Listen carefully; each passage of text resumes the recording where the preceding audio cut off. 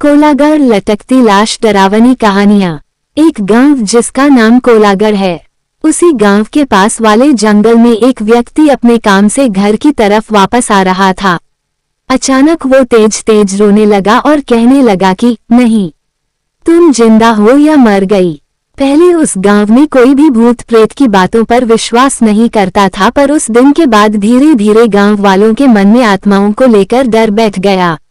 कोलागढ़ गांव में कुछ ऐसा हुआ था कि उस गांव में एक औरत थी जिसका दिमाग कुछ ठीक नहीं था।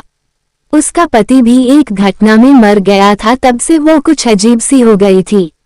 कुछ गांव वाले उसे पागल भी कहते थे।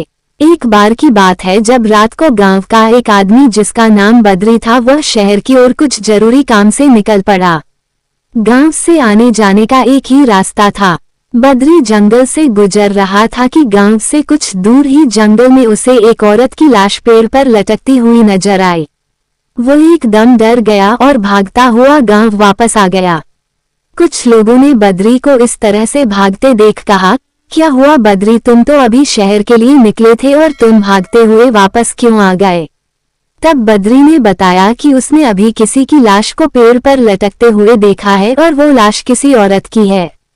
देखते देखते सारा गांव इकट्ठा हो गया कि क्या हो गया, कहाँ है लाश, चलो चलकर देखते हैं। गांव वालों ने जब लाश को जाकर देखा तो वास्तव में किसी औरत की लाश पेड़ से लटकी हुई थी।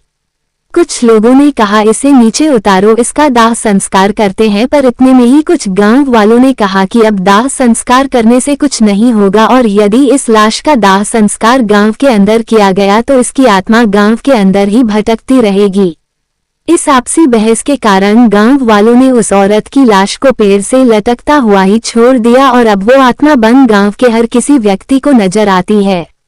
गांव वाले अब उस औरत की लाश का दाह संस्कार भी नहीं कर सकते हैं, क्योंकि आत्माओं का कभी भी दाह संस्कार नहीं होता है।